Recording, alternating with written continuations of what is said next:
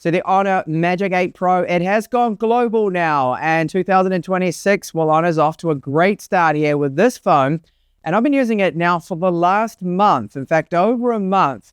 It's a very good flagship, well-balanced, well-rounded, as you'll see in my review, powered by the Snapdragon 8 Elite Gen 5. It has 12 gigabytes of RAM, 512 gigabytes of storage, and an impressive camera setup. So rear camera is 200 megapixel periscopic camera, 3.7 times optical zoom, 50 megapixel main camera, 50 megapixel ultra wide. We get a 50 megapixel selfie camera and a 3D camera at the front too for secure 3D face unlocking, and a battery capacity of 6,270 milliamp hours. This is a phone, a flagship, that ticks a lot of boxes, as you'll find out.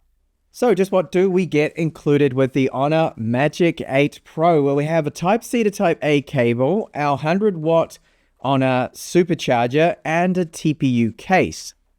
Like its predecessors, Honor has an excellent build quality with the Magic 8 Pro. I've come to expect this quality from them, and there's nothing about it that feels cheap at all. It's all premium feeling, a little on the heavy side, but pretty standard actually for flagships now that are packing so much in terms of hardware. And that is 213 grams. Now, the thickness of it is 8.4. You can see our buttons here, and I like this brushed metal style with the metal frame around the outside. You can see the antenna lines there. Buttons feel very good, and a good location where those are too as well, so they're easy to access. Now, we have an ultrasonic fingerprint reader, and this seems to just work every single time. No matter how I seem to press it, it is so accurate, so good, and very quick, as you can see. Front-facing camera is 50 megapixels, and yes, it looks like there are two cameras that we can use. Well, one is 3D, so we do get the 3D face scanning, way more accurate than 2D. So for the biometrics, for the security side of things, it is excellent to have this. The downside is, yes, we have the pill shape instead of just a single cutout. Now, you do get used to this after using it for a while. At first, you see it and go, oh, you know, pill style cutout. It looks pretty big there, but it's not bad. And the fact that we do gain the 3D face scanning there too with it is excellent. And you can see very small Honor branding right there, and the metal frame on the outside, as I said before, like you can see the little lines in the brush there, so it just screams quality. So this camera here is the standout one, the 3.7 times optical zoom, 200 megapixels, optical image stabilization with that camera, of course. It is also CEPA 5.5 when it comes to that stability, so very good. Main camera is 50 megapixels, ultra-wide 50 megapixels there too as well, and this is part of their AI Mage, you can see with the camera systems. So we have the AI upscaling, eraser, cutout, colors and whatnot, and the AI super zoom too with this motion sensing camera. So there is a lot there, but an excellent build quality. Now on the side here, you might have noticed this. We've got an AI button too, which is great, and we've got an IP68, IP69 rating with this. So water, dust resistance is very good. 5-star SGS drop rating too with it. And the Magic 8 Pro screen is very good. This is top tier. The panel, it's great. And very high pulse width modulation. In fact, Honor was one of the first when I was reviewing them to start to really push this with their OLED screens, where other brands weren't at the time. And that is a very high pulse width modulation when it comes to the dimming. So it's 4,320 hertz, and it means that someone who's a little bit sensitive to flicker you sometimes see with OLED, nothing at all. Very, very stable, this screen. Brightness goes all the way up to a peak of 6,000 nits. Refresh rate's 120, and it is 6.71 inches. Fantastic display here. Resolution 1256 by 2808 pixels. So I don't see any pixels when you look at it sharply there. Everything is very, very fast. And then, as I said there in the intro, it's powered by the Snapdragon 8 Elite Gen 5, 12 gigabytes of RAM, and 512 gigabytes of storage, and a 6,270 milliamp hour battery, Wi-Fi 7 also on board. So over to some samples now with our Magic 8 Pro. This is the front-facing camera, so 50 megapixels. Now you have a 0.8, so slightly wide shot here that fits a lot more, and this is my arm fully extended out, and it is using electronic image stabilization. So very smooth, this footage, nice and steady, doesn't shake about. So you got 4K 30, 4K 60 with the 50 megapixel front-facing camera. This is the 1x zoom option, so you get in quite a bit closer. I probably wouldn't be using this myself. I would stick with that 0.8 times. And I do like the stability here. And I'm recording with the internal microphones, of course. So I'm not using an external one, but it does support that if you were to plug in, say, a Type-C external mic. This is the ultra-wide camera, 50 megapixels. Now, if you're taking photos, it's a 12mm focal length equivalent, so nice and wide, fits quite a bit in, but with the electronic image stabilization, it does crop in. So obviously I'm not in Spain where I'm normally filming. This is Shenzhen. Zeekr right there store, so one of the EV brands there for China. Really good cars. I'm really impressed with the EVs I've seen so far. 1x 50 megapixel, so optical and electronic image stabilization, and 3.7 times, which is the optical periscopic zoom camera, also using electronic image stabilization with that optical, and very steady. Good quality here. I'll just zoom into the distance a bit, so that it's 5 times digital. Take that up to now 10 times. And as long as you keep quite steady, still very good quality here. So back to the 1x camera. And both the main camera and that periscopic zoom camera are CEPA 5.5 with the stabilization. Finally, that ultra wide. Again, I'm at K1 in Shenzhen. It's a really nice shopping mall.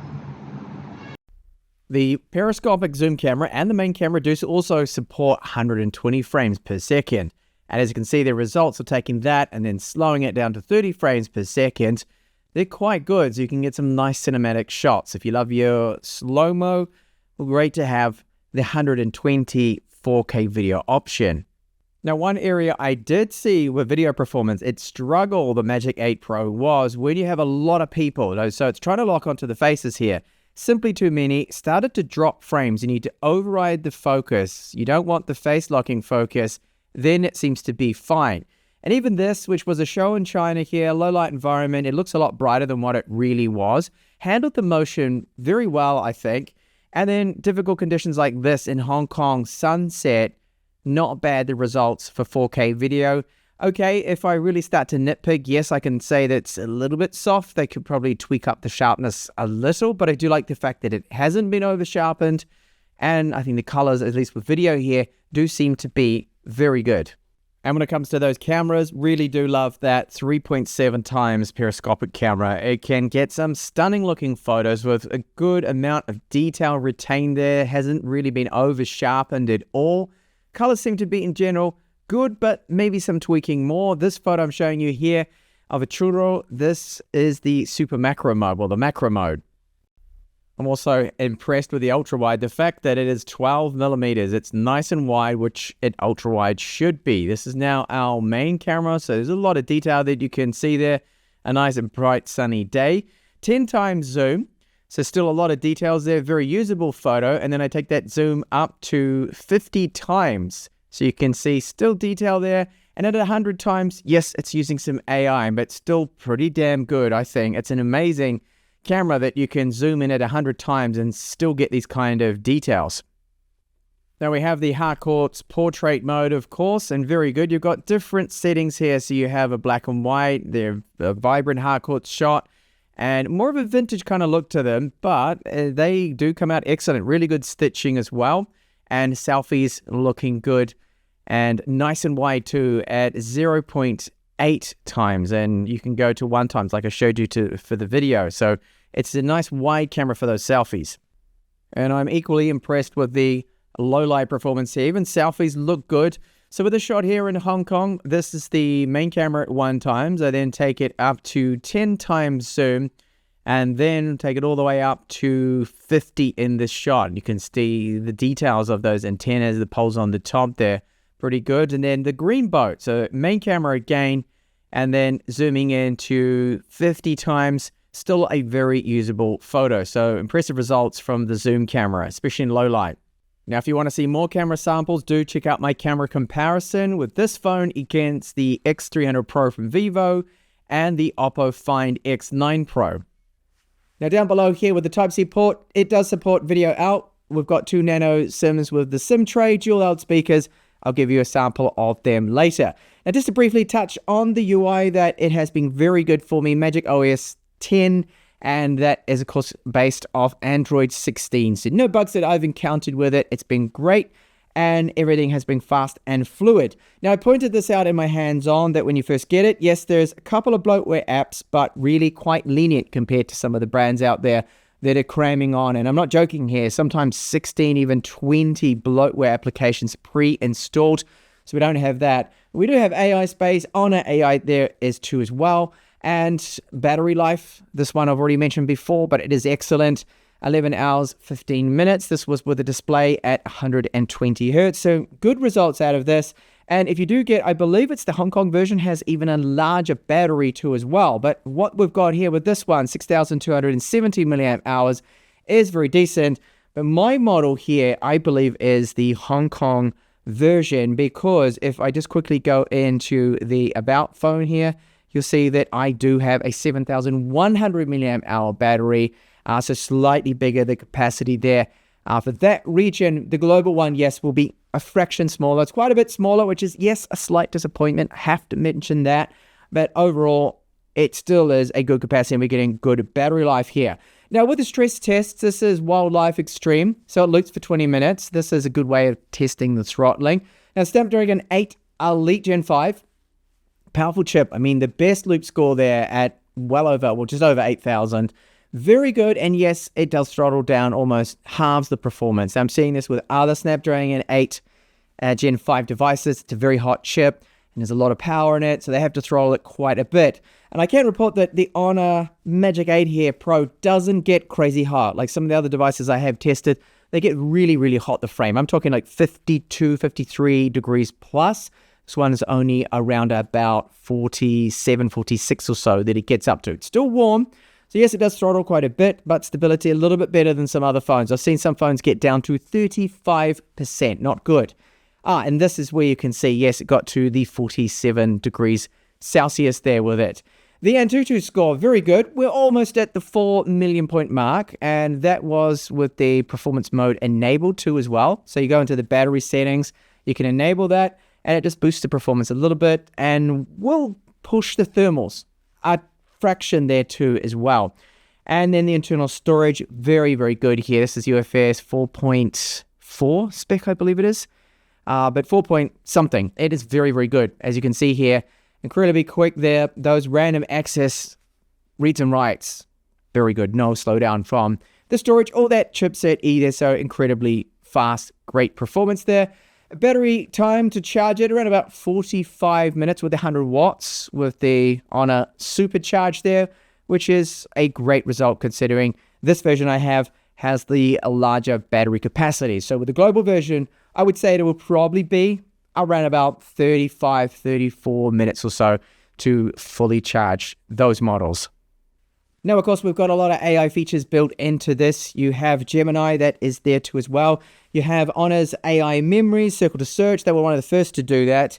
With that AI button, you can double tap on the side to quickly launch the camera, press and hold to launch then other options. So you can see right here that I've got circle to search, AI memories. So you've got where you can search something if you didn't know what it was. And I've demonstrated this before, like straight away that knows its ways. We already know that. But it's very handy for identifying plants and insects, but I've often done that with my children, which is quite fun. But the more popular one is this, I think, when you go into, for example, editing images is something that I think a lot of people would be using more than maybe some of the other features with the AI stuff. So you have the AI color, you've got the AI edit. So right now, AI color, it can actually save that style of this particular photo. But the popular ones are the eraser. So imagine I wanted to just get rid of this part right here and get it to erase that. And you can see it doesn't take too long. It's just a few seconds.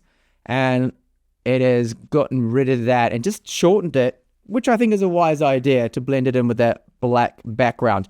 But you get the idea. It's got a lot of those features. I don't go normally too deep into this kind of stuff or the typical kind of Android 16 features and whatnot. But we've got all of those AI features there, which are good. And you have Honor's AI space That's another one there too. And AI memory is very handy. Over to the audio calls and haptics. So haptics, typing on the keyboard, if you did have the haptics enabled or with ringtones, it feels all right. It's a nice kind of standard strength pulse, the little short bursts that you get. It's not as powerful as some other units I have tested, mind you, I will say that. Now, calls, very good. Like any flagship, there is some cancellation being applied to the voice calls to make sure that you're understood and you are clear in noisy environments. And all up, no complaints. The earpiece does sound good, just like the speakers. So as I mentioned before in this review, that we've got a loudspeaker right here, and then the earpiece volume is good. The speakers sound rich. There's bass, a little bit of mids there too as well. And here is a sample. So this one I will play at, well, about 90% volume.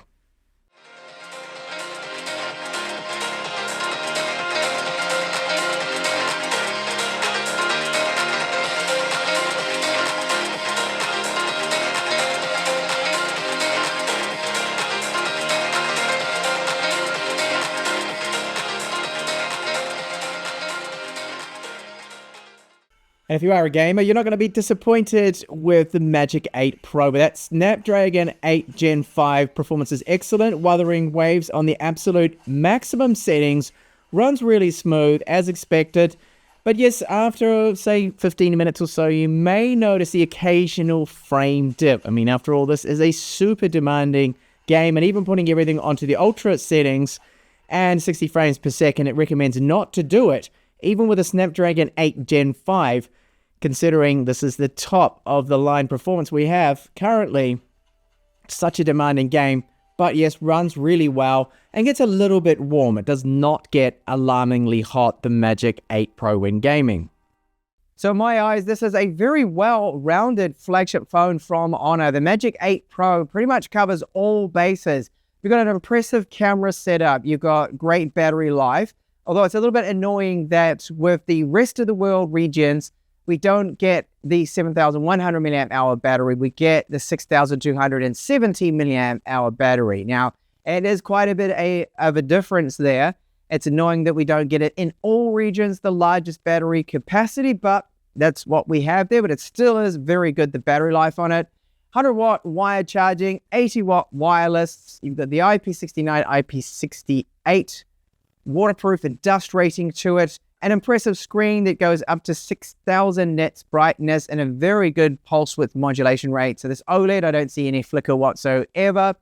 And room for improvement, surely. Yes, there is, always with all phones, and very minimal here. What I've discovered is that the camera could do with a little bit more tweaking in terms of the colors, sometimes with some shots. I do have a camera comparison, so make sure you check out that video as well. And I did discover that when there are a lot of people with video performance and searching for the faces to get a lock, and that seems to affect the frame rate. So I've noticed some jitter and frame rate issues in certain scenarios with the video. Now, there are two problems that are very easy to fix with some firmware updates, which I'm sure Honor is going to address. And then you have a really well-balanced flagship from them. So that is my review of the Honor Magic 8 Pro. Thanks so much for watching.